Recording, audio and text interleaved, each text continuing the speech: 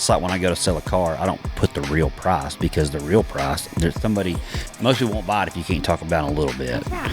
But, and then the house, they're going to put an inflated price. But also just mentally, you're like, hey, this is gone. This is also my inflated price that, yes. you know, like if we build a product, we're not going to be like, sell it for what we have in it.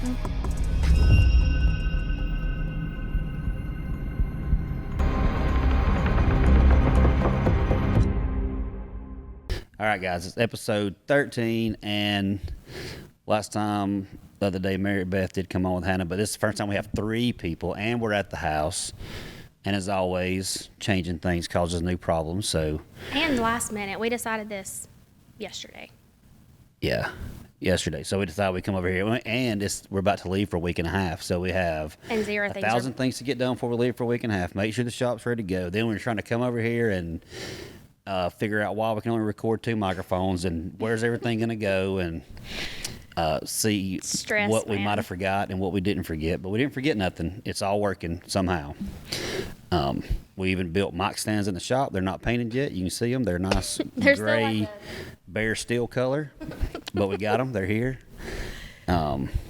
Didn't quite go as planned, but it's going to work. I'm pretty excited about the first podcast at the house. We would like to do more here. We'll have to do more here, obviously, because we don't have room in the studio at the shop. But it's just nice to utilize the house, too, for other things. Yeah, for sure. But, well, so not all of our podcasts will be just all business stuff, but we do want to bring business people on, so that's why we're going to bring Katie on today, real estate, and other things, too. So that's another thing we talk about is we like to say people get too broad on stuff. So she's expanding, but kind of keeping the same, which is what how we agree that it should be done.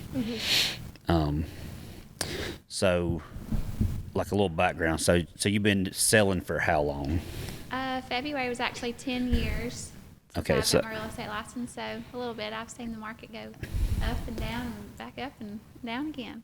Yeah, so you missed the real bad market, I guess. Barely. It was probably about fixed by the time you started, wasn't it? The market was consistent when I got mine, so. Yeah, I bought this property right after that, and it was 18 acres, I think, and nobody would give you a loan. Oh, wow. Because they would sell you a house with maximum 10 acres.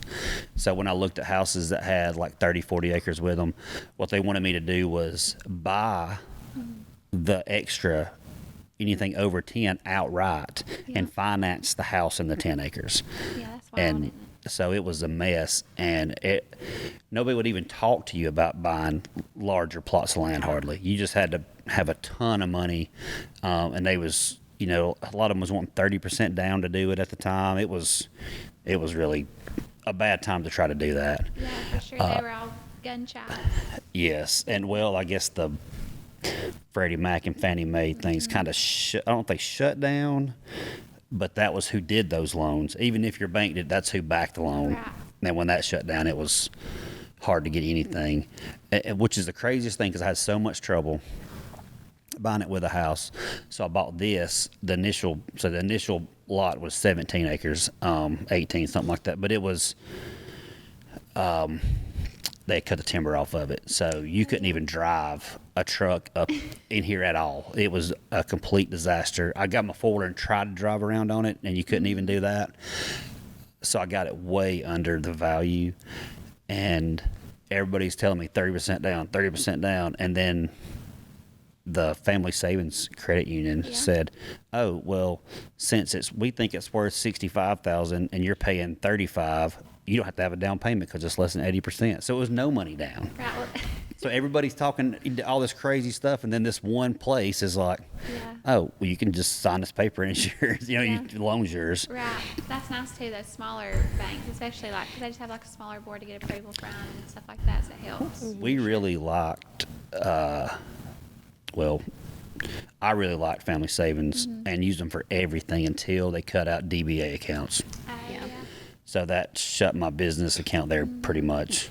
I didn't have a true business account because we were still making things up. But since they cut that out, it's like, man, now I've got to figure something out. So we went to Exchange Bank, and Yeah. they've been great to work with. Yeah, they're great too. Well, a lot of the things that's good about the smaller banks is they need your business because they need to make money too. They know who you are when you walk in. Yeah. all that stuff. And they're easier to, like, if you needed, like, if you wanted to work out your loan somehow, they're way more likely to work with you Yeah. than that's right. like a bigger organization would. We There's can just just more To people help that you say out. Yes and no to, you know, there's just more people that have to make the decision about Yeah. it for the larger one. Yeah. yeah, Well, we it's can 'cause, just like, text them, be like, Yeah. hey, can Hey, we do I need this? And this. she's like, yeah, I'll email you the papers. It's like, Yeah. okay. I know. That's It's kinda to nice. have, for sure. So that market had settled down some. So I think we know you didn't just jump into it for something, but I know a lot of people jump into real estate because they're like, oh, this is easy money. I get to ride around and show this person a house, and then I make a lot of money off of it. Right. What do you think some of the stuff is that people really don't expect to be such a big problem? Yeah. That, I know if you know some people, then you kind of get some help. But if I see people that have never touched a house and they just jump in there like, I'm going to sell houses. And I watch that because I know that that's one of those fields that people just assume is get rich quick. And a lot of them quit pretty fast. So, statistically, a person gets a real estate license, they usually quit after 3 or 4 years. Like, it's just like, I think it's like 60% of realtors quit after the 3rd year. But it's really crazy because even if you're from the town that you get your license in, it takes 2 years to even establish your business. Like in Gadsden, for instance, like, there's literally like, there's 8,000 of us. Yeah. You know, and we know everybody, and like, you know, everybody knows a realtor. Yeah. One of the biggest misconceptions is, you know, I'm a realtor, I can make my own schedule, I can do this, I can do that. Well, you have to show houses when people are off work. So that means, like, sometimes I'm showing a house at 7 o'clock on a Friday night, like, because that person's been working all week and they just got into town and they want to see this house. Or like I worked Memorial Day on Monday all day because guess what? That person's off work and, you know, I want to go on the river and do all these things, Yeah. but you have people, that's when they can see property. And I think That's one of the reasons that I would not do that job. Yes, that's right. That's Well, right. I think people don't realize that, and that's when I was trying to figure out what to do. I started looking around. I was like, what is really going to give me to make my own schedule? Because that wasn't. That's building houses was one of them that I was wanting to do, and like dirt work, Yeah. excavation, site prep, stuff like that. But that's the same. The two reasons I didn't choose those was weather. Yeah, that's right. If it rains all week, I got to work all weekend. Hey, David, is that sound picking up? It's just not showing up on that. Okay, You all hear right. it? And so yeah, and then you know, like people complain about a 8 to 5 job, but there are some times where I'll show a house at 7:15 in the morning and 7:15 at night because that's just when people can go. And I just think, you know, everybody's like, it's easy paycheck, but I wake up every morning not guaranteed to get paid. You know, like I don't Yeah. get paid unless something sells, and like that might mean going to a house 17 times. You Yep. know. Yeah, the Yeah. same Like, house. so it's just kind of, it's definitely not easy by any means, but a lot of people do think it's easy money. Now, if you brand yourself right and all that, then you can make it a business for yourself where you can make your own schedule and things like that, but there's still always going to be people that won't after out, you know. Which I think is one thing that you're doing that's different is like with David doing videos. Yeah. A lot of realtors don't Right. use social media like they can. Like they'll make some like slogan comments or like post a headshot picture, but Yeah. typically people aren't doing. Yeah, and that it does much take video. some getting used to, especially because I feel like I sound like a turnip green. Dude, I hate Tim. Literally in our Yeah. last podcast, Tim said that he saw a meme or something that said, "You sound like a bale of hay," Yeah. and that's me, 100%. Yeah, That's just me. like our North But- Alabama tag, I guess. But we travel all over the country now talking to different work people, and everybody loves the way she talks. Yeah, Like sure. everybody's like, that's. So this guy, Flex Lewis, you know who that is? This big bodybuilder. Okay. What- Oh, yes. So okay. he wanted to start talking on stages, and he was there with him and our friend Renee, and he's like, hey, can you help me talk better. So he's like, no, like this right. is how you talk so that people remember you. Yeah, right. And that's what, same thing for her and you. It's like, in Gadsden, people may not notice, but other places they're going to remember you by your voice, and it's just something you naturally do. Well, and I think but for the rest me- of the country likes. Yeah, the but I think for accent. me too, when you hear yourself, you're like, man, that's so high pitched, or that's you literally just come out from the backwoods river, Yes. And so I think obviously we always like self critique. But because when I was talking to David and I were talking, and I was listening to something, I was like, God, like shut. I was telling myself to shut up listening to the video, and he was like, Katie does the same thing. He was saying how Yeah. because I think you sound fine, and he was like, she I thinks think you sound fine, but I'm like, Hannah is so good at her videos. He's like, she says the same thing about you, and then we're both like hating how we talk. But I've learned to just embrace it, and Yeah. here we And I are. think it's one of those things where, like, the more you do it, the better you are at it. Yes. Type thing, but it still doesn't get any easier hearing that. Well, and that too, which we just talked about, is you get better at it because you're more comfortable in your own skin. But at the beginning, I was very, and I still get into mode where it's like salesy, pitchy, where it's not you, Yeah. and it's almost uncomfortable to watch because you can tell like you're trying to act. And the ones where you're not like that are a lot better than the ones Yeah. where you are. Yeah, they've gotten much easier, I'll say. Yeah. Still not great, but easier. Well, no, it's better, and it just takes, well, like we were talking about the other day, like practicing at home, like just I'm gonna practice saying this, that don't count. Yeah. Doing it and posting it, that's real practice. As much as that sucks, Yeah. because you really go through it and you're like, all right. But now that if like she's doing something, I'm like, just be yourself, quit, and just be you, and then it's like it's easier, it's so much better. You don't have to people think like of what the to say because I mean we can have a authentic of it. conversation and never check up. Yeah. But why can't you talk to the camera and not check? Because it's And not it's so comfortable. weird. It's the weirdest concept. Well, people like the authentic part of it. Yeah. You know, they like you just being you and all that. And I've just gotten to where, like, I don't know, if I would rather watch somebody almost mess up Yeah. more, you Well, know, they so you just like have to me. be okay with, like, messing up a lot. Yeah. But talking about people don't know what goes into real estate, like I was telling you a minute ago, when I learned how much really went into real estate was when Miss Lisa was getting her license. Oh, yeah. Because when I was in high school, she was going, like, getting her stuff. And I just remember, like, the stress and, like, all her books she had laid out. And I was like, man, like, honestly, the really is not something I want to get into. Right. And I think a lot of that came from, like, during COVID shutdown, you know, we had this big housing market boom because interest rates were low. And everybody's like, oh, my gosh, like, they're making all this money and it's so easy. And then, but you get into it and there's a lot of laws, there's a lot of rules, like, and people sue over real estate more than anything else. So, like, you just have to, you know, it's a lot.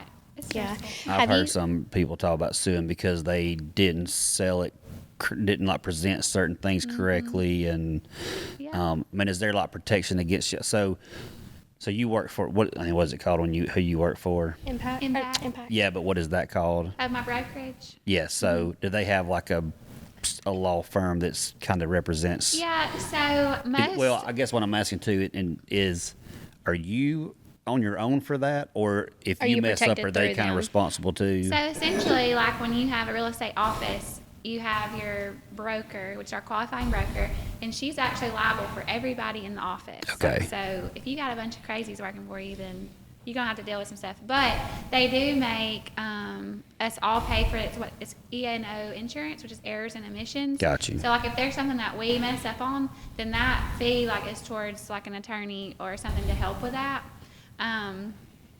It's just, I mean, it's all kinds of crazy stuff. But yeah, basically everybody pays their own fee for that. But yes, your brokerage is actually responsible for you. But one thing that's interesting about Alabama and versus like Florida and other states is we are what they call a buyer beware state.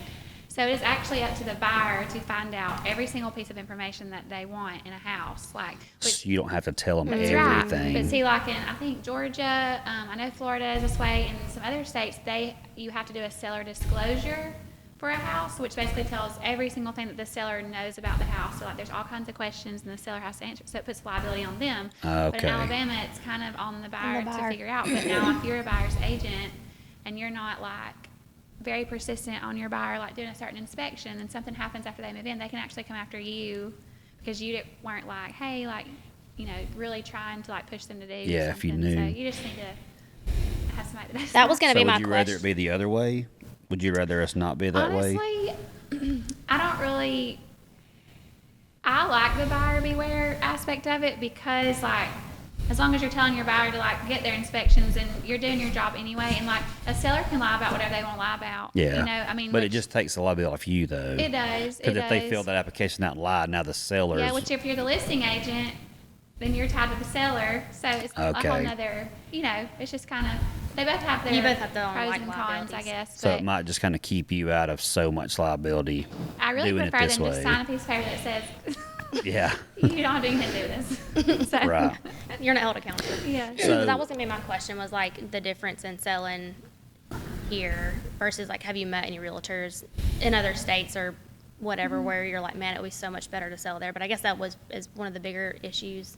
Yeah, I mean, they all kind of have, every state kind of has its own set of rules, I guess. Like, and you can actually get what they call a reciprocal license, where, like, if I wanted to get one in Tennessee, like, I just have to say the state portion of Tennessee's test to be able to get that, and then they, like, Okay. cooperate. And, like a lot of people in Huntsville have their Tennessee license, they can sell in Nashville or just, you know, right in Ardmore and things like that. But it just opens up a whole nother set of laws that you have to Yeah. like, remember and go by. You know, just kind of crazy. Real estate's wild. Yeah. Now, do you get to take, like, when you list it, who picks what pictures and how it's presented? Is that you? So Or- essentially, I have a photographer that I bring out, and he takes pictures and sends to me, and then we just upload it to the listing, and then I just choose which ones I put out there, like, first off. But I get a photographer for every listing, just about, just because I feel like, you know, the iPhone photo is just not Yeah, doing not what it. it's supposed to do. Yeah. Like, Yeah. because all you need, which some people are like, man, this house looks so much different than the pictures did. Well, Yes. yeah, but it got you in here. Right. So And, that's- like, it got you to the house. That's so. that's the reason I asked you that. So now I think this is a little extreme because I went to look at a house one time in my search before I bought this, and the house was fine, but it had some property with it. And they took a picture from the front, looked great. You get there, they stood on the railroad tracks and took the picture, and I'm like, I think that's something I'd want to let them know. I wouldn't want to keep showing people this house in front of Yeah. these railroad tracks because that's probably a big turnoff for most people. Like it ran across their driveway to the road. Oh, yeah. That's- probably not good. It probably should have been that first picture. Right. So, Yeah. but I was gonna ask. So, do you like doing videos and pictures? Do you try to tell as much of the story as possible, or would you rather them have some interest in wanting to see it personally, where you could actually interact with them? Yeah. So a lot of times when I go like to a listing appointment, I ask the seller like, "What's your favorite part about your house? Like, what was it about this house that made you want to purchase it?" And they'll tell me, and so I try to like accent those things, or like, you know, if they've only remodeled like a couple of things and not anything else, and obviously that's the ones I'm going to show. But then in my description or when I meet people, you know, I'm like, you can put your own touch on this, like that kind of thing. Yeah. So I try to accent all the good stuff to get people there, and then when they like the good stuff, they'll look over the other stuff that they don't like sometimes. So. Yeah, because I think about if I looked at, say, I had a full 3D tour, like maybe like VR goggles, where I could just walk through the whole house. Yes. There, I might be like, I don't really love this, and And you might. so count it's like, do you out. show them enough to like, I'd like to see this in person and get them there, and then they're like, okay, well, this isn't quite that bad. Yeah. But I really in person love these things. So That's right. I don't know if you're just kind of like leading them is the best way to get them in the door. Yeah, I try but to. that also is going to, this is part of like what I deal with is if you make it too appealing in it, like the railroad tracks, you're wasting so much Yeah, time that's right. showing houses to people that's definitely not going to buy it. Right. So at some point you got to be like, this living room and kitchen is amazing. The bathroom is pink and blue. You know, it's still Yeah, like a old yeah. Like, how bathroom. picky are you on like what houses that you'll sell to people, like your customer base that you'll take in? I Like, do you tell actually- people I no? mean, I'll sell ice to Eskimo. Like, Okay, I- you don't really know. care. No, I mean, there's definitely. I used to. I wonder to some degree, like if you're like, I'm gonna have to show this house. I just know from experience, I'm gonna have to show it 30 times. Yeah. You know what I mean? So I'm just wondering at some point if you're like, sorry, I'm not gonna sell your house. No, thank you. Well, if it's like that, are you like, hey, I will show you this house. Be prepared before Yeah. I meet you out there. No, This I is a will. work. I do This have is a work on listings like that, house. or somebody calls like, it's like just say it's a price that everybody's like interested in. They'll call me. I'm like, okay, well, just so you know, like this basement is just holding water. Like before we go out there, Gotcha. like this is which they're again going back to like state laws. Just even though it is a buyer beware state, if there anything that like that's going on, like if you know that house has termites, if you know that there's water damage and whatever, if you know there's mold, like you have to disclose that. Yeah. Like anything that's hazardous. So I will tell people like, I mean, this whole basement wall is about to just fall down. Yeah, yeah. before we go out there. So yes, I definitely like let people know that for sure. Because I'm Yeah. pretty lazy, and I would not appreciate showing a house 40 times. Yeah. And then also like with me, I've been doing it for 10 years. Like there are a lot of younger agents that want to show, and I'm like, hey, you show it, you can have them. They want this house, you can have them. So it's like younger. It's like starting out. So when I started doing like metalwork and stuff, there's nobody to talk to really. Right. Like especially when I started. Now there's Facebook and you got groups you can talk to, Right. but when there was no one. Not the same. A little bit of about the same time. A little bit of YouTube stuff. It is not for me, no. But real estate's always been more of a mentor, That's right. appreciating industry, where mine is not. Yeah. It is not at all. Yeah. Like it's like this big secret It's you very can't tell nobody. There's very people that's ever just been honest with me. Like Oh, yeah. this sucks. This is how we do this. Yeah. This is how much money I make off of this. This is your markup. Here's a better place to buy stuff. That's like a right. guy I know, a metal salesman come by today, and I'm like, hey. He's like, I could sell it to you, whatever. I'm like, no, I buy this certain things from this guy. Yeah, let me call him, go over there. I'm trying to help him out too. Right. But a lot of people won't do that. Yeah. They're so, what's the They're, word? like competitive in the market. Like Now they there don't is- want. Yeah, there are a lot of realtors like that too. I'm sure. Well, Yeah. so the question really, I was a long way around. The question was, did you take any kind of training from people when you started? Because probably, I don't know what you did before that, but was you used to sales? Was learning to sell like a huge step that you wasn't prepared for? And did you take any kind of extra training for that, or did you just have to learn it as you went? Well, so what's crazy about real estate is like you take the test and you're like, okay, you can sell houses. Like you don't know anything. But I actually, right out of college, I worked for a company called Logo Nation, and I sold those little town T-shirts. Do y'all remember those? That would say like Gadsden, and it had like all the little ads on the back. Yep. That's what I did. I had a 120-mile radius of Montgomery. Oh wow. So I lived in Auburn, sold those. How long did you do that for? Almost a year. Yeah, so not quite a year, which that's like right before I moved to gunner school. And then I got into like decorating houses and things like that. But I was already, and then my stepdad's in sales, and then my mom was in sales. So like my mom was in advertising and did like she worked for Gadsden Times like literally forever. That's where she retired from.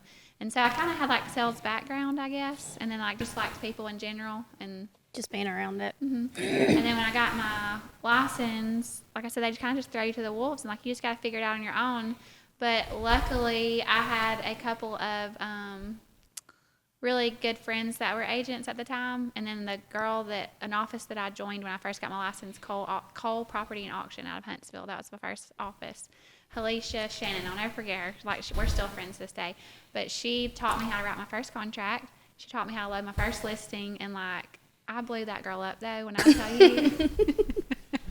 I called her, 100 times a day. Like, Yeah. because they scare the heck out of you when you're taking your real estate class and everything. Like, you're just going to go to jail and get sued and, like, all this stuff. And so I was like, Alicia, am I doing this right? She's like, yes.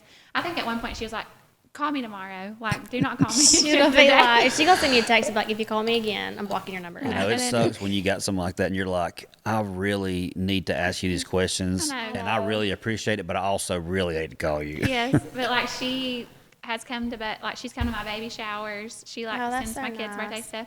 You didn't She make her tells too people- mad. I know. No, you She didn't bother her said- too she much. Makes a joke and she's like, "You owe me royalties." Like, she's like, For all the advice "You're and help here." that she gave. Sweet. She's so sweet though. It is She's- nice though when you find someone that will take you under their wing like that and really help you, and not be Yes. like a butthole about it. I know. You know? Because there are agents like, and that's why I've never cared about mentoring other agents. Like, because there are agents that I remember calling early on, and I still remember them to this day, how they treated me, how they were. And like, now that I've been in this a while, when they call me and ask for something, I mean, I'll give it to them, but it's going to take me a minute. Like, Yeah. I'm not going to be, because they were awful. Yeah. You know, and I just don't, which I've never understood people like that. Like, we're all trying to get to the same thing.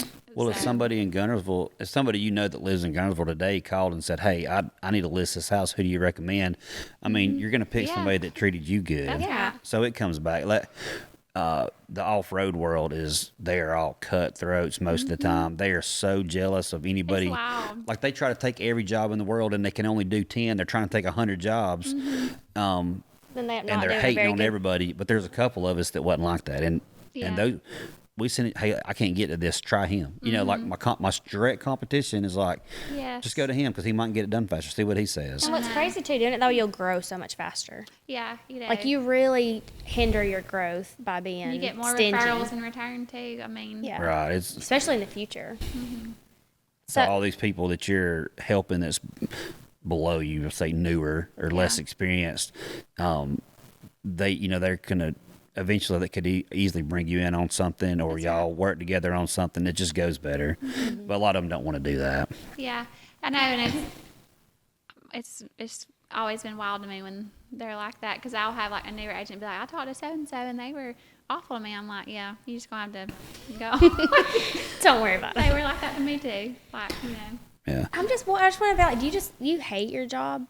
Do you hate what you do to where you're just like mean to everybody about it? Because when people are like that, I just think you must really just not love or like enjoy I know. what you do. Because I just feel like if you did, you'd be more like giving and Yeah. fine about it. But Well, they're worried they're not going to have enough. I know, but to some I agree, but to some extent, I'm almost too just like, you're just miserable. And then some of them that were rude to me early on are not now. Like, we've actually developed friendships, and they're like, "I was hard on you because I knew you were going to be a good agent, but I didn't want you to know that then." But that's So not it's like, helpful. no, it's not. And I told this one lady, I was like, "No, but you were very intimidating. Like, I was terrified to call you." Yeah. You know? And she's like, "No, but I knew that you had it in you." And I'm like, "Well, don't do that anymore." Yeah, I'd like, well, you could have brought it. Terrible You way could to have do that. brought it out of me a lot better Yeah. and fast. I could have grown faster Yeah, had could've you just like told me that. pointed I it would've out. accepted it. just Yeah, fine. and been like, hey, I'm gonna give you a hard time. I think you're gonna be great at this, but I'm here to help you. But I'm not gonna baby Yeah. you or something. wild. I don't know. Super That's wild. crazy. So you think the new people? I mean, I can't remember. I think it was before this. You're talking about like 2 years. You think that's? I mean, because you got to start out. Well, you had sales, so you were used to talking Yeah. to people and attempting to make a sale.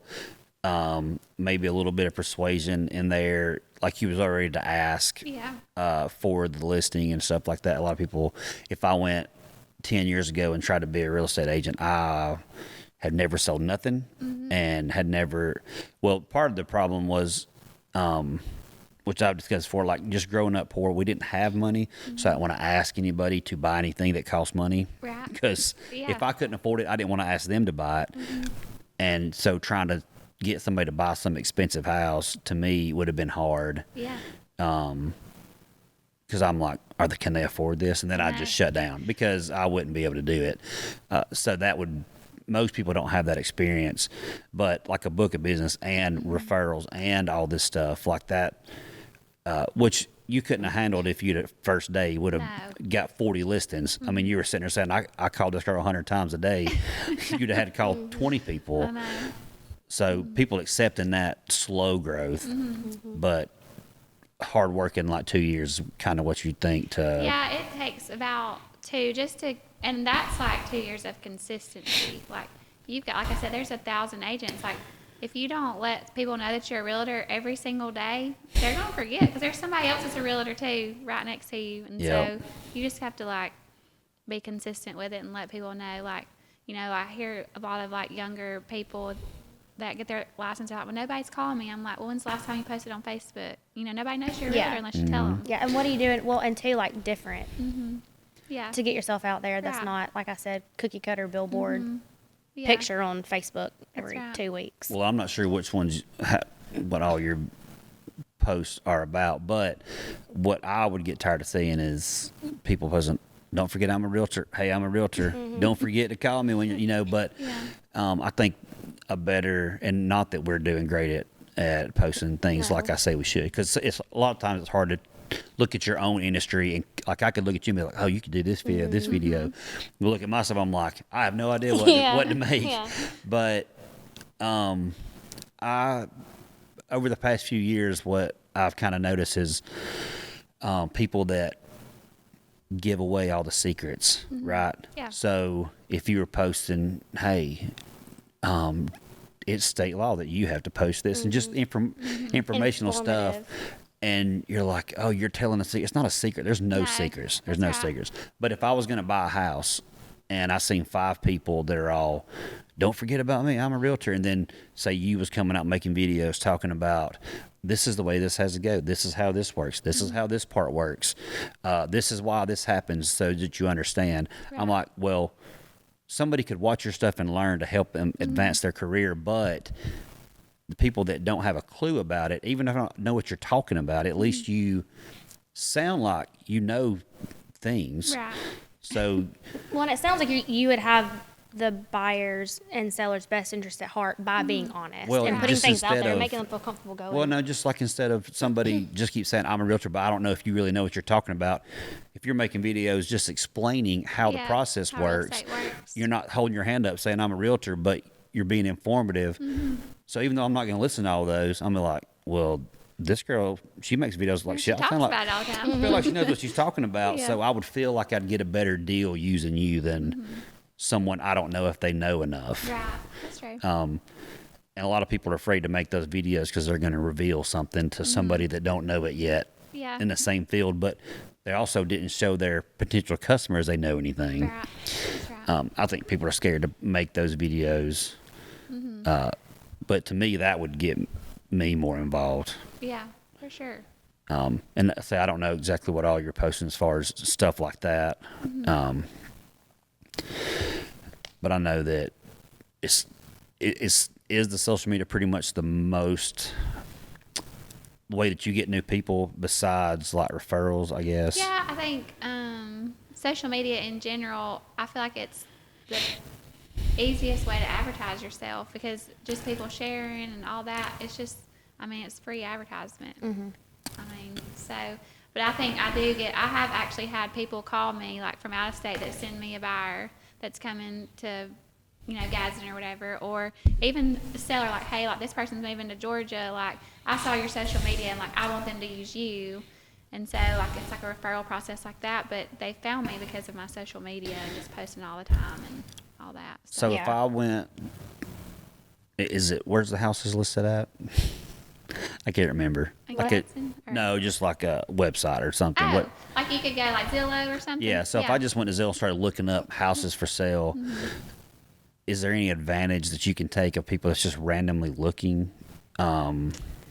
Well, you can, there's all kinds, like you can pay for Zillow ads and Zillow leads, and it would actually like, you know, just because that agent is listed on the Zillow thing, like they may not necessarily be the listing agent because they've paid for that ad on that spot, you know?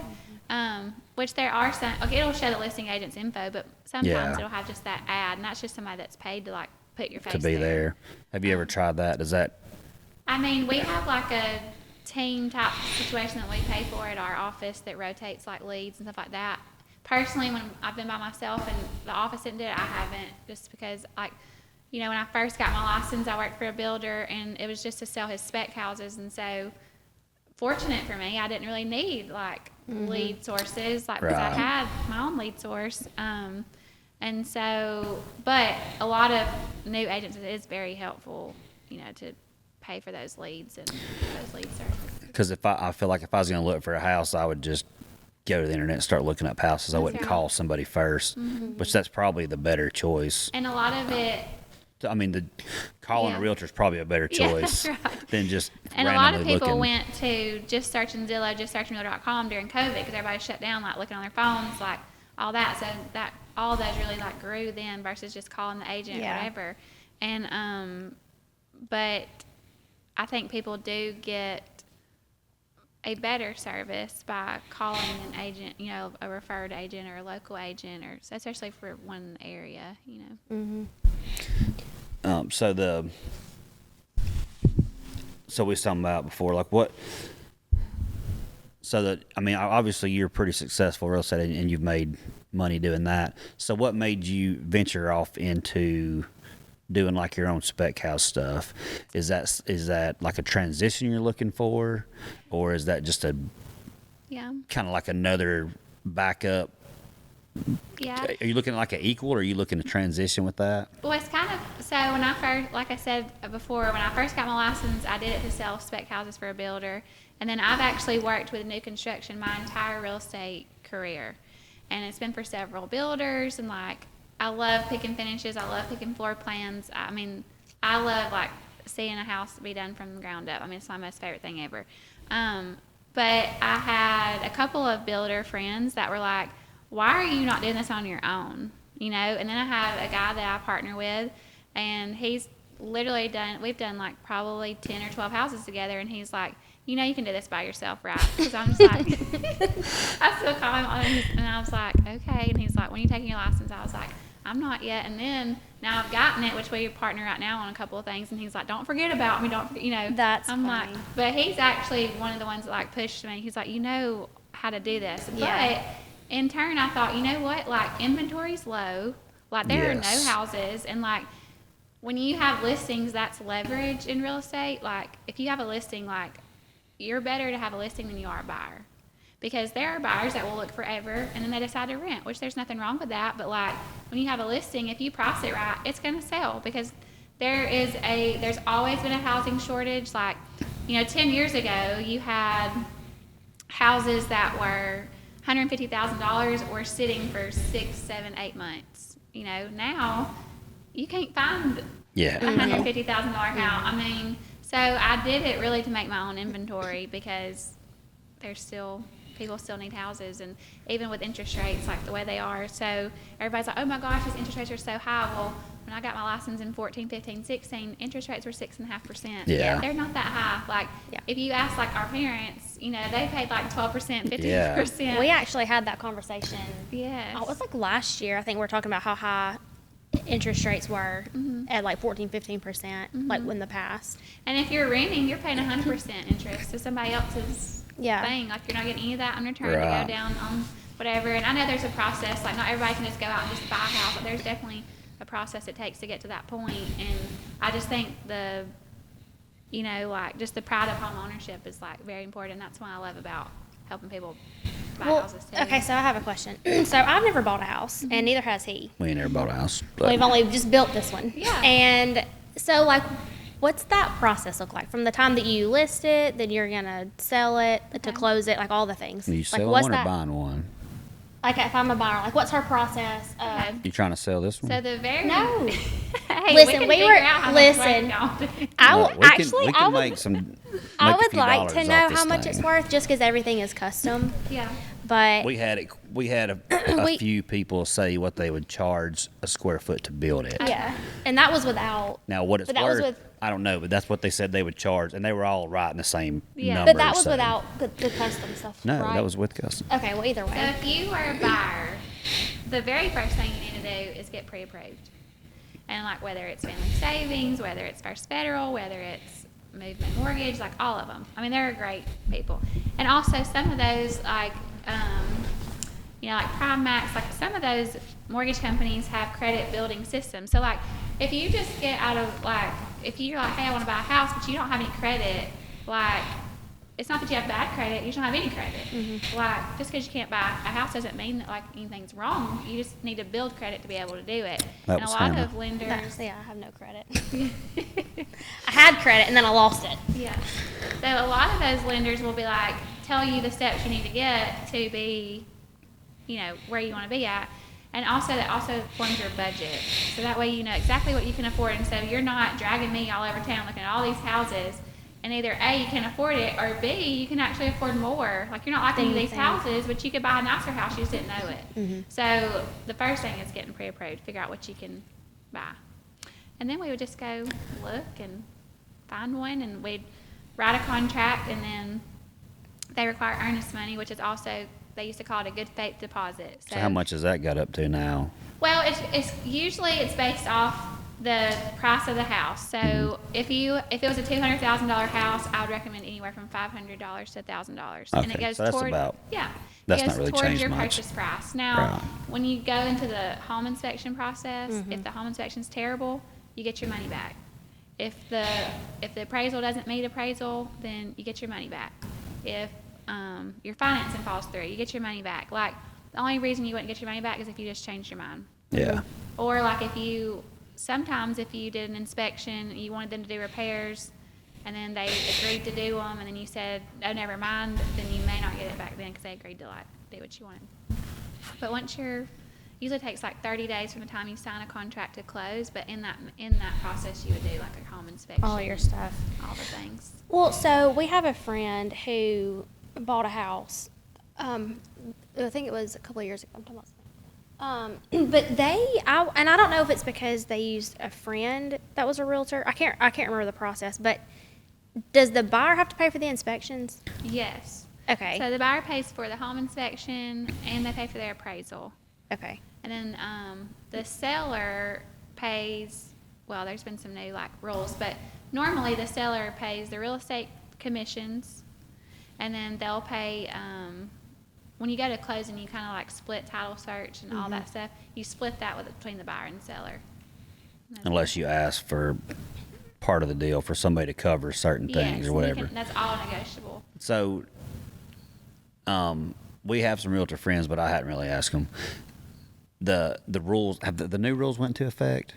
So it's kind of strange how they are. Like, we've all kind of prepared for the new rules to go into effect, where basically the buyer's going to pay their own agent commissions is what the new NAR rulings are.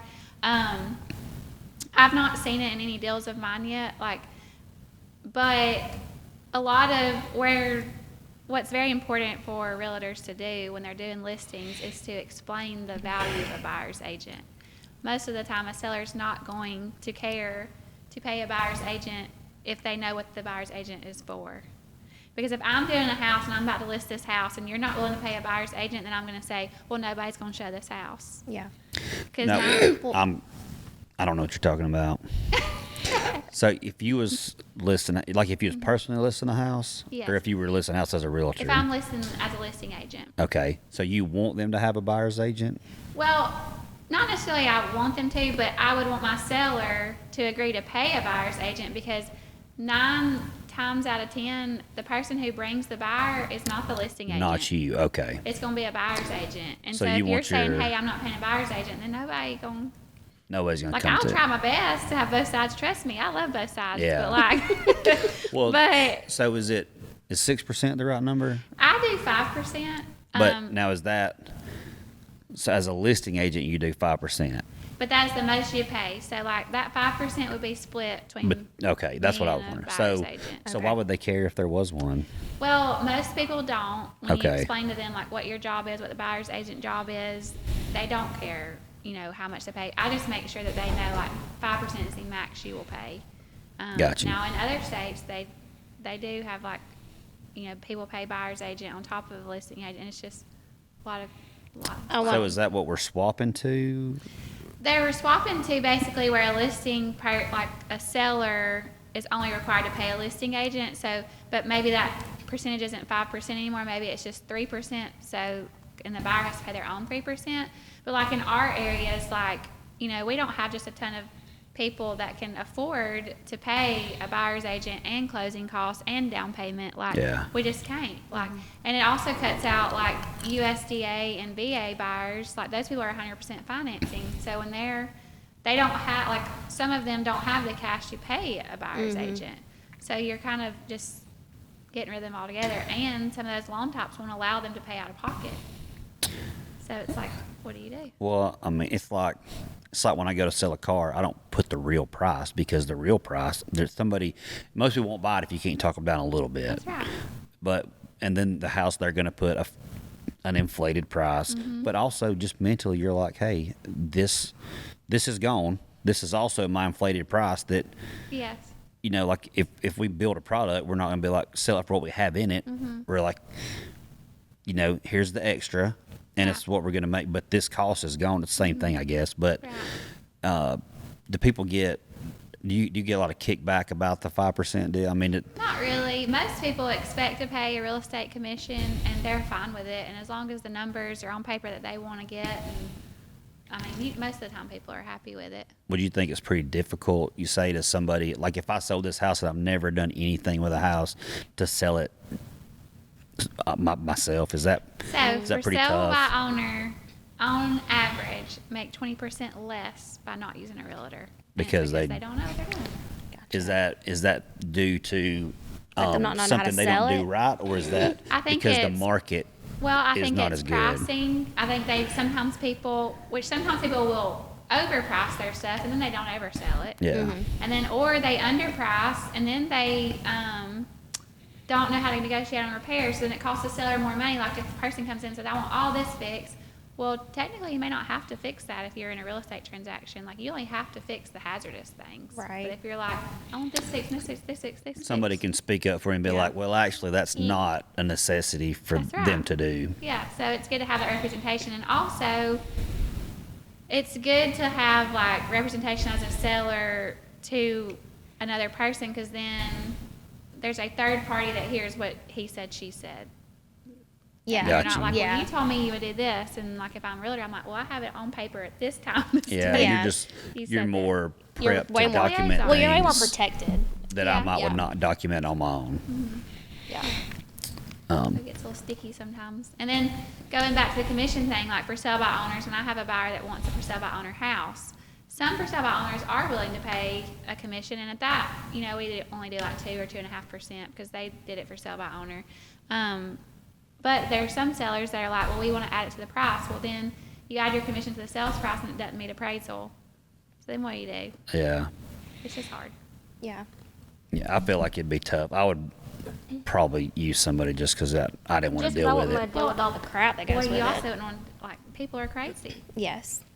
Like, I deal Yeah. with I take the crazy off You got of to show them the house, Yeah. not me. That's Yeah. right. Yeah, I mean, I can't imagine trying to work out like me selling the house and having to show Show the your own house, house. Mhm. all the time, and then working with people.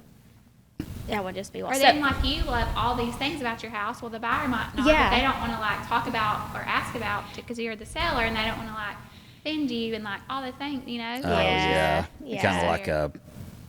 like they're less likely to ask the things that they Yes. really want to Yeah. know. Well, so I just change the subjects for a second. How many kids do you have? 2. So when you started your real estate stuff, She had 0. you had 0 kids. How was that transition when you started having kids? Like learning, you're figuring your schedule out, and then like that just seems to, like, from a mom standpoint, I would be like, man, because really your moms are the caretaker. So then, are you Yeah. like lugging your kids with you? Are you trying to find someone to watch your kids at 7:00 at night? Yes, I definitely rely on on all the grandparents, like, so much. I mean, I do not know what I would do if I didn't have them. Yeah. And then just in general, like, just relying on my family and things like that. But it's kind of funny because I literally was answering phone calls as I was in labor with John Marshall. Stop it. Are you Like, serious? Yes, because I had a terrible deal that was getting ready to close, and like these people were blowing me up, and I was like literally like in the hospital bed, like answering. Like pushing the baby Did they out. know that you were in the hospital bed? Yeah. Oh my Yeah. god. So it's just like one of those, and that again, like that goes for those people that think, oh, you might be on Yeah, schedule, you hours. can do whatever you want to No, do. Like, you give 'em- no, you they give 'em will call labor. You just talk to them in between pushes, I guess, because they will Taking call in you. between your breaths. Yes. That is wild. But like, I think with real estate, like it definitely does give me the flexibility to be able to spend time with my kids, like more, on the random times than other people don't get to, like the 8 to 5. Like if there's a day I don't have a lot going on, like I can do whatever I want to my kids that day. Yeah, Yeah. like That is- we just had graduations and stuff. You can just block out, like, I'm just Yeah. not showing a house Yes. from 2 to 4 Right, o'clock. or And have like I have a girl that works with me, Caitlin, and she helps me tremendously, and like I can have her show or meet people or whatever. So do you just, she works with, so do you pay her, like give her part of your commission if you make money yes, off like of it? I pay her per transaction. So Okay. and she does a lot of mine. so is she a real estate agent? She or is, So mhm. she just, it's kind of like a, Y'all just kind of partner. Yeah, a little bit. She always says she's my personal assistant. I was like, that makes me sound really fancy. It So does, let's yeah. not call you that. I'm like, you're just helping me. Yeah. Well, that's how, there was a girl that used to work for us, and she literally helped me function in life Yes. for the longest time. And she was like, I have a job title. Like, I work at the shop. I'm like your personal assistant. Like, I'm your driver. I'm your kid's driver. And I'm Yes. like, that sounds so That is bougie. Caitlin. But honestly, that's what she did and saved my life multiple times. Caitlin says mine, like, she'll put stuff on my calendar and be like, did you see this? And I'm like, no, I didn't, but thank you. Yeah. So, Yeah. but I've needed that more, like, now having kids. Yes. I need that more because I'm just running on fumes. Yes. But what do you do? I know. And that's one thing that I appreciate with us even having a business. And when people, it's the same concept when people want to start a business, like, well, I'm going to have my own business and work for myself and make my own hours. And I'm like, no, you're a slave to Yeah. your business for at least 5 years. yeah. I mean, I But- feel like the 5 year is if you're going to make it. That's right. Like after 5 years, with real estate. a lot of people say that 5 years you don't even make a profit, which I don't know. I mean, I made a profit, but I also stayed really lean. Yes. That's right. And we have a lot of talks about, like even on the podcast, about should you borrow money to start with? Should you do this? And a lot of it, I feel like it's no, because you have so much learning to do. Like you're going to grow slower, but you're less likely to fail very quickly if you've took some more time to build Yeah. into it. We also don't agree on buying expensive houses, but She's like, that's my market. I know. I think, well, But- like I just did one by myself, just talking about taking risks, like risk as starting a business. That's right. And living in a single wide trailer for 11 years is what kept me able to make moves to grow the business. So if I'd have bought a house then, that would have been too much of a risk for my business, and I probably wouldn't have made it, or just wouldn't have. Things just would have been different and probably a lot harder. So if I was going to start something, I wouldn't take personal risks, business stuff, buying things that's going to make me a profit and easy to drop Right. is not that bad of a And then risk. some of that, like there's that saying basically like, in order to get to where other people aren't, you got to do things other Yeah. people aren't willing to do. And I have another friend that says, you got to be you got to be comfortable being uncomfortable. Yeah, and Which we've is like- learned to Yes. Yeah. be uncomfortable. But We then had it's the also crowd. all the stuff before, like, living in the mobile home so you could build this. Like, people don't see that part. They only see this part. Yes. And, like, so they think it's easy, like, just like with real estate, like, oh my gosh, she closed all these houses this year, but, like, they didn't see the part where, like, when I got my license, I went around to 4 different agencies and nobody would take me. And Yeah. it's just really, I laugh about that sometimes because I am friends with those people now, but, like, thinking back, like, and I've had those people be like, oh, will you come work for us? And I'm like, No, thank you. yeah, like, Yeah. I mean, I'll it's just interesting like that because they don't see like that part. The They, like- nitty gritty hard work Yeah. and the struggles behind it. Especially that's like on social media. You see all these like people that are influencers or killing it in business. Even our social media, I think, can look that way. Which is one reason that I like the podcast because we can just be honest. Like in our last one, talking about how much we sucked making Yeah. videos. Like, and that you're learning as far as when you make videos, like talking about how much it sucks. So I don't know. Like I do. Like obviously, you want to show where you're succeeding because that's what you're working for. Right. But at the same time, I like to show where we struggle to like encourage other people. Like, yeah, it And sucks, it's but it's gonna be all Yes, right. And like what you said a little bit ago, like, are there any houses you won't sell? Like, yes, like I have all these big, pretty houses, but like, I will sell anything for anybody, like, because I would rather them I would rather use my experience and my knowledge to help them get the most they can for their house, or help that person buy their first house, like whatever their situation be, like, I don't know, that's like the part that makes it worth it. Like, even for the big houses, just makes it worth it. So what is, we say when the bank says you can afford something, that don't mean you can afford it. But what percentage of your income will the bank let you borrow up to for a house? Is it like 40% or something? It kind of depends on, like, all lenders have like different debt to income ratios, so it just kind of depends on that. Well, I know it matters if you have 3 new car payments, and I know that's something too. But like, I feel like they let you borrow a lot of your income that's probably more than you should. They do. And then some of those, I guess, like, they kind of look based off just whatever that payment's going to cost you, and then the different loan types, like, there are some conventional loans where you have to have 20% down, but then you also have, like I mentioned earlier, like the USDA, that's 100%. Like, you literally can move in with no money down, especially if you can get somebody pay your closing costs. But then you got to pay penalty fees and stuff, right? Like, you got to pay, if you do nothing down, or if you're above 80%, you have to pay more insurance, right? Some kind of insurance. There's a mortgage insurance that once you get to a certain level of your mortgage, that falls off. Okay, so I think that it might not always be, but we were talking about 80%. So you got to pay more monthly payment because you're above 80, and then you probably lose some other interest rates maybe because you're above 80, stuff like that. So you're more of a risk. Depending on your debt to income and like your credit score and all that, you're definitely will affect your interest rates, just like buying a car and things like that. Like, your interest rates will be higher, stuff like that. But which everybody's is a little high right now. I mean, they're not, but they are. Yeah. Well, I think it's good that you got that. Well, the house thing, I was just sitting there thinking, like, you're talking about how erratic your schedule is, but builder schedules, even though it is erratic, sounds like it's opposite of your realtor schedule. Yeah. So, like, you jump up in the morning and you're like, all right, I've got to show these few houses first thing in the morning, and then in the middle of the day, people's usually at work or busy, and your subs have already started, so you go by and check on them, and then when the subs quit at 3 because they've been working since 6, you're back to showing houses again. Right. So that really is probably a good complimentary thing. Yeah. So have you done your first house yet? It's almost finished. It's finishing up. Literally all I have is landscaping and countertops and vinyl paint.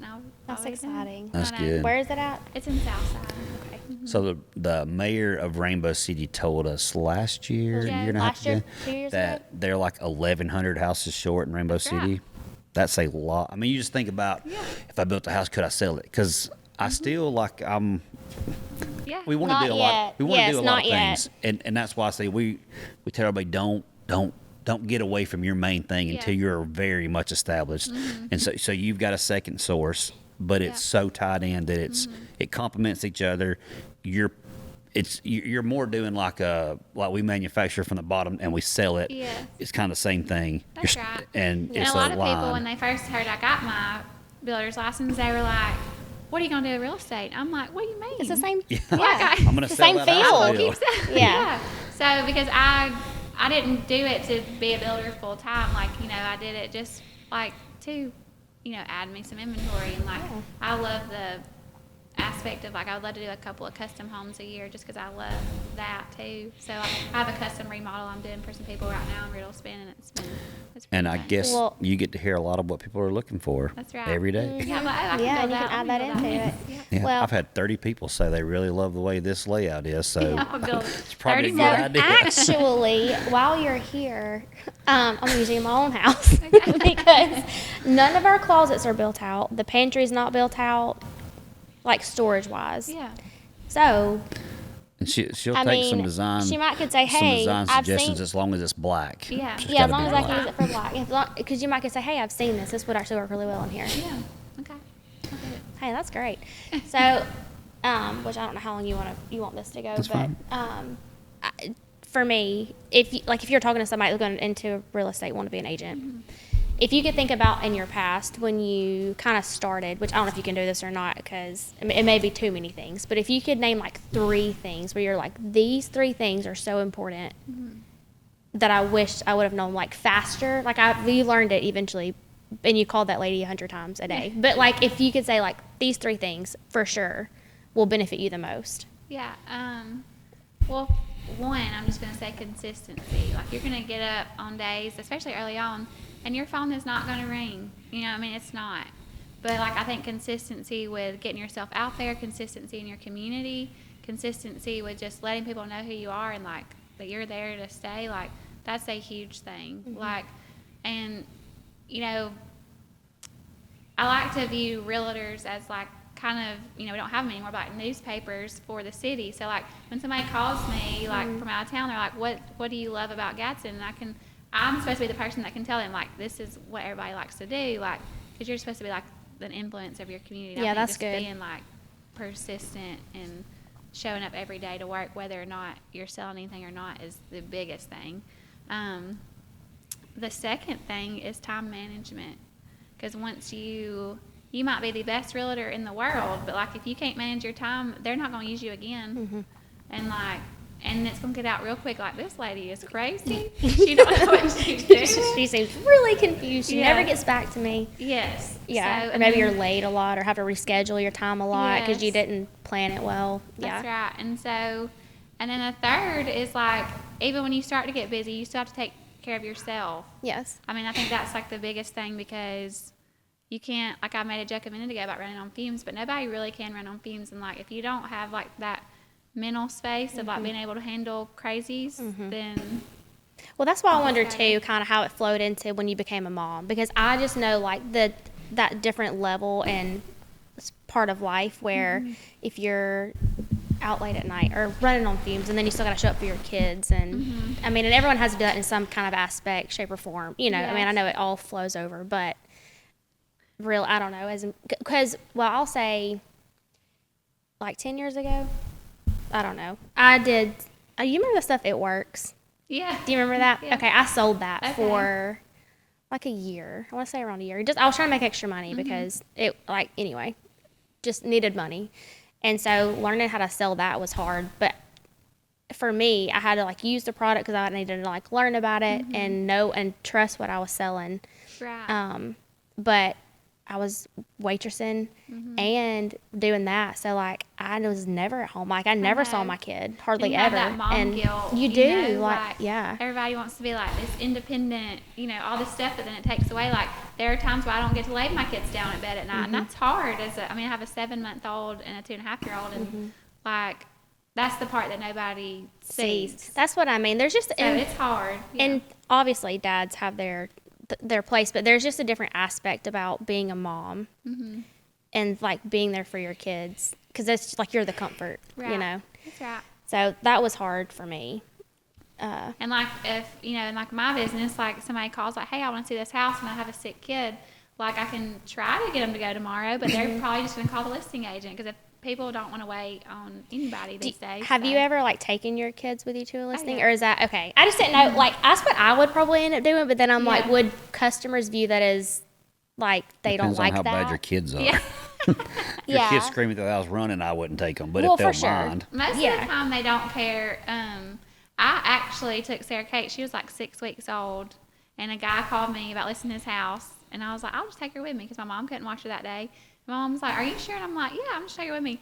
And I ended up being there, like staging it for like 4 hours. So I was like stopping, feeding her, still staging the house, Yeah. and like, but it's just looking back. Like at the time, I was like, oh my gosh, I've got to get her home. Like I can't do this. But now looking back, it's like kind of funny. Like, Yeah. here I am, just taking my kid. Yeah, sometimes I look back and I'm like, I don't know how I functioned through any of that. No. You know? that was one of the other things I was going to ask you about staging. Do you like to sell a house with furniture in it? Yes, I'm obviously like I'm big. I read about a lot of statistics and stuff, but on average, people spend 45 minutes longer in a house with furniture in it than a house without. I could see Even that. if it's not their stuff. Well, So, probably because most people can't Duh. visualize That's right, and they see the what it's going to spaces and look the like. sizes They and need all something that. to look at. well, Hannah's sister's husband, so they were renting this house, and he was like, So my brother-in-law. Yeah, well, I was just Said saying. brother-in-law. But your brother-in-law is also my brother. So anyway, they were going to rent this house, and he's like, it's bad. It's so bad. And I'm like, what do you think? It's worse than our house, our trailer? And he's like, oh yeah. I was like, no, it's not. I said, there's no furniture in there. And all you're looking at is all the Yes. small things that you'll never notice again because there's no furniture. right. I said, our house has no molding in the floor. It's a different color, an inch and a half up, because we never put the floor molding on. Yes. But you never notice because there's furniture in the house. He's like, I didn't even know. I said, so when he come back, I was like, look how terrible this, like, if you could pick it apart, but you don't because there's furniture in it. So I think that would just, you're not distracting them from it, but no house is perfect. We're building this house, and Oh, there's so many every little things. thing you're like, oh, that is not, it's brand new. Why is it not? And nobody's no. ever going to notice. Nobody's you know? noticed. They won't. And too, he'll walk through the house and be like, I just can't, like, we have to do all this. And I'm like, Stresses me well, out. I'm like, literally, it's fine. I don't know. But then there's little things that bother me that he's like, it's not that big And of a I've deal. sold houses and all the furniture in them, except for like. Oh yeah, people just say, "Take, I want it all." Is that pretty common, or I mean, not really. is it pretty common for people to want to sell the furniture? Yeah, there's a lot of times people say furniture is negotiable. Okay. So people will be like, oh, I'll leave this if if the price is right. We're willing to leave this, and then if you have like a really fantastic like outdoor area, a lot of people love outdoor furniture. So like, I want all that furniture. So, Yeah. especially if they like the way it's set up and stuff. So if somebody moved out of a house, would you still like suggest having like moving things into it? I have before. I mean, it just kind of depends. Like It's if they kind of want like an overwhelming thing to do. Yeah. If they've already gone through the trouble of moving everything out, then I'm not going to make them. And then sometimes, like, I'll just bring little stuff to, like, put in the kitchen or bathrooms, like, just to make it a little bit more whatever. But most of the time, I'm not going to tell them to bring, oh, you need to bring all that back. I'm the type of person, though, that I'd be like, sell it off. Yes. Like, just take I it. would You initially, know? before I thought, like, if you'd have just asked me, hey, are you ready to sell your house? I'd be like, well, let me get all my stuff out. That would be my first thing. Obviously, if it was cluttered and looked terrible, you'd want to Yes. get stuff out. But Yes. I would think, oh, let me get everything out so you can come look at it. But You need that looking stuff back, in like, it. being older and more experienced and stuff like that, I'd feel like Yeah. leaving at least the basic large Yes. objects It would be a does. big deal. Yeah. So instead of renting that storage unit, leave the stuff in it. That's right. Yeah. That's just my personal, like, I just would rather sell it and start over. I've had a lot of people do that. I've done that personally, myself before. I've sold a couple of houses with everything just stayed. Yeah. Yeah, Well, we moved even here, with our Hannah's trailer. like, nothing's coming but our clothes. Yeah.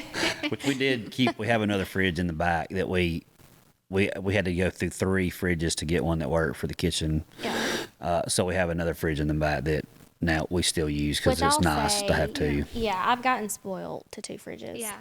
It's Once a you have a huge garage difference. fridge, you never go can back. have I'm one. just like, how did I ever have one? How did I ever function with one fridge? But there's stuff like she'll buy fruit and I'll eat it because I'm like, I don't know which fridge is. I ain't seen it. The what? Just stuff that you buy. I don't even know we have it because it's in it. I don't Oh, know a where it different is. fridge? Yeah. Well, I try to keep, like, for the most part, like, our food and, like, our fruits and stuff in the main fridge right here. Yeah. But then, like, in the other fridge, like, our drinks and, like, your little stuff, like sauces and stuff that clutter your fridge, I keep Yeah. in the back one. And I think about like my first apartment, and I had like just the refrigerator and freezer had like the little top freezer Yeah. that was like this big, and then how did I? What I did don't you know ever keep what in there? I Bag of chicken fingers did. and some Yeah, french frozen fries chicken or fingers something? and pizza or Pizza rolls? yeah, pizza rolls. Yeah. My second place that I lived, the first place I lived with these 2 guys, they were like 10 years older, so they had things. Yeah. The second place that we lived, we had a stove that didn't work. We had I think the microwave worked. The fridge didn't work. The TV didn't work.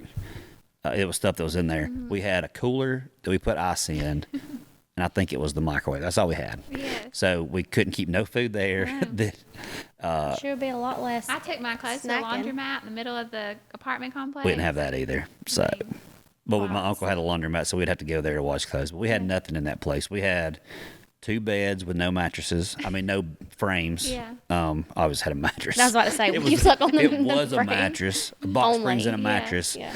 and 2 couches that people gave me that folded out into bed. So there's 4 of us there, and we had 2 of us had a room that was there first, and we Two paid a couch third, and the other 2 guys that slept on the couch beds split a third of the rent. Oh my gosh. But it was good times, but we had nothing there. You never had nothing to drink or eat, Yeah, really, no. that dry food and hot water. You say dry food. I don't know why I think about this, but I think about we used to eat dry ramen noodles.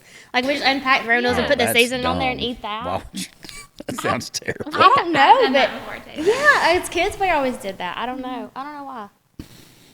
No, you probably And weren't now I allowed to use wouldn't. the stove because I cooked. your brothers were too wild. No, I cooked all the time.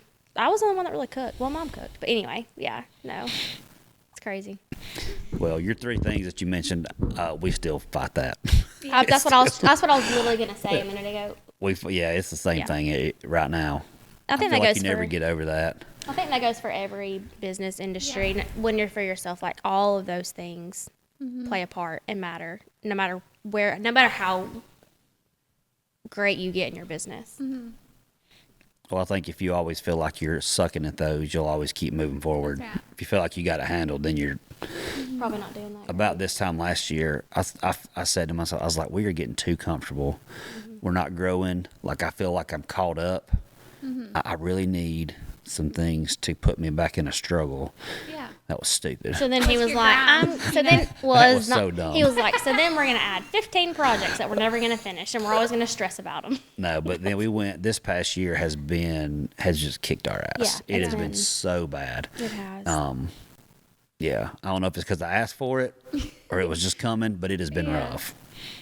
We're finally coming out a little bit, I don't know. We're still, but we're still about halfway into all the mess, trying to do bigger things. which we did start. A lot of it came, I think, from when we started trying to grow personally.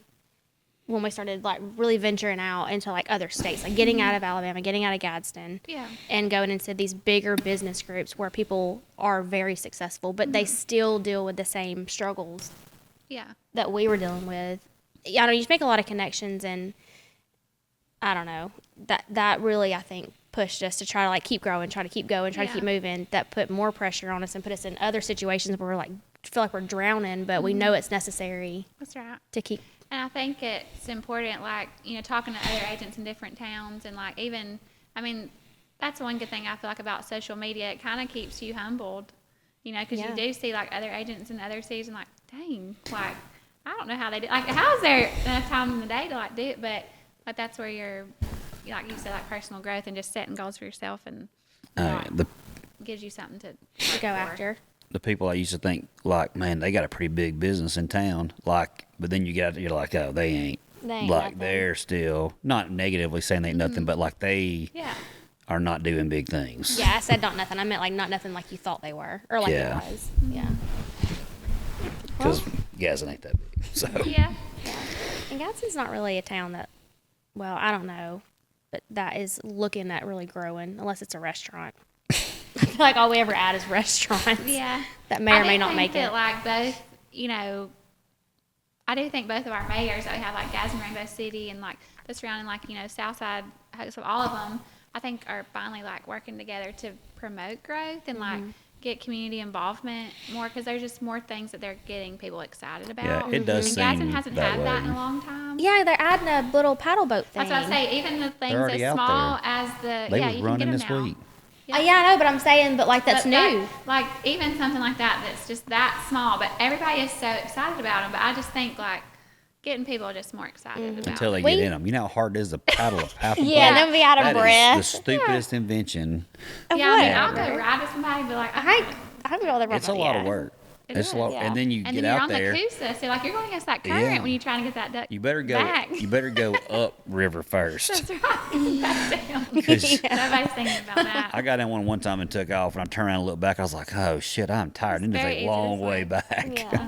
know. We talk about that stuff all the time. The more we've traveled, the more like, man, like if Gadsden would have like this, or they'd have a thing for community for this, or add in just something Yeah. fun. But then, for the most part, the community doesn't get involved enough to make it sustainable. Yeah. For here is part of the problem. Yeah. But, well, this is the longest podcast we've had. Oh wow. Yeah, I talk a lot. No, it's good. No, we wanted to have you on here because you are more involved and like using David to record stuff and Yeah.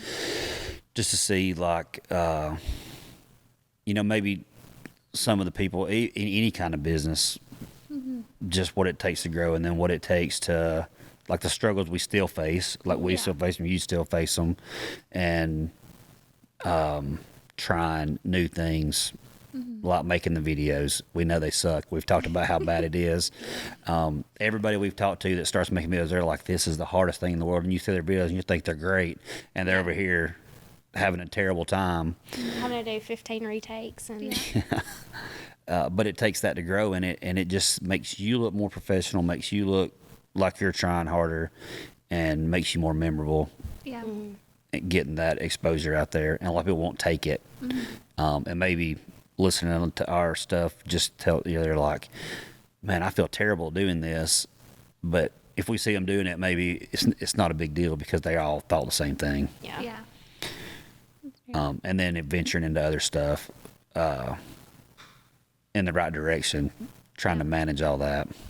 So what does your husband do? He has a landscape business. Oh, so that's his landscaping your house. You ain't landscaping. You ain't gonna get landscaping done because he's gonna put you till the end. That's right. Whatever. I know, I'll be waiting. We'll probably be done on closing day. You have to say, like, listen, I'm going to fire you and hire No. somebody else. Yeah, For you real. start telling him you're gonna pay somebody else, and he's gonna lose a little money. You're gonna jump Yeah, it and up. he may jump right on I it. know. Or it's always actually what you should do. So you know what? I'm on a time crunch. I'm just going to go do it myself. Yeah. And then he'll I'll bet be you able to he'll do be it. out there. He'll be out there before I get there. That's usually how it happens. If I'm telling him, I'm like, I'll do it. I'll do it. It's fine. He'll be, oh, I got it. That is good. That kind of ties together too, because you're Yeah. For sure. complimenting each other's stuff. Yeah, definitely. All right, you got anything else? No, I'm good. I think so. All Thanks, right. y'all. It was Well, good thanks to for have coming you on here. Yeah. Um, And- Come back in like a year Yeah, and let we us just know how think much you've grown from now. yeah, Yeah. we just think it's great that you utilizing David and all that Oh, to. yeah, it's fun. do We all have a that good time. stuff. I think he thinks I'm crazy, but. Yeah, he's doing good, but it is it's just really intimidating for all this stuff to go on. Yeah. Yeah. Even coming on here, if you hadn't done a bunch of stuff, Oh, yeah. It was intimidating for me for like the first Starting- 5. even starting the podcast like you said, it was tough. Oh, Yeah, yeah. I Even still getting struggle started. some That's because why I it's an kept doing it awkward to you, start. trying to I'm get you always to start like, it. Yeah. so. But then once you start talking, it just. Yeah, it's not a big deal. Yeah. But even, we're talking about I'll just say real quick about us growing. I mean, Dave was doing the same thing. I mean, he was new with us in the business and like trying to take on other people and trying to manage. Like he's literally going through all the things too. So he's shaking his head. Yeah, he knows. He feels it. Well, So all we're right, all y'all. here. If y'all got a house in Gadsden or close, get where else? Call me. Yeah. Where you Call me, Gadsden Alabama. area? Well, I do. I really do Gunnersville to probably, I would say Gunnersville to Lincoln.